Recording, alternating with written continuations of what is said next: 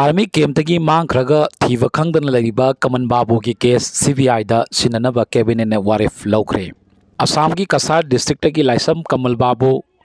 लैमखोंग लेबा 57 mountain division की camp संखरगा हौजिक फाउबा थीवा खंगदना लैरिबा असगी मतंगदा case असी central bureau of investigation CBI दा सिननबा ngasi नुमिदांग फमखिबा स्टेट कैबिनेट ना वारेफ लौखरे हाइरि।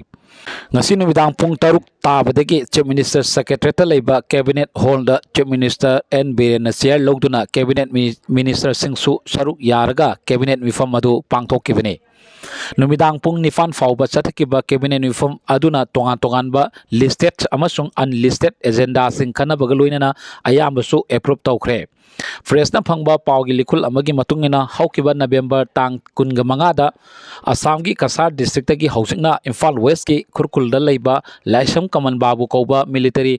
इंजीनियरिंग सर्विसेस दा कॉन्ट्रैक्ट के थबक तौबा मियोय एसे लैमखोंगदा लैबा 57 माउंटेन डिवीजन की मिलिटरी कैम्प दा संखरगा हौजि फाउबा थीबा खंगदना लैरिबनी हाक हौसिक हिंगलिबरा नत्रगा सेखरबा हाइबगी चप चाबा मई मखोंग थीबा खंगदना लैरिबनी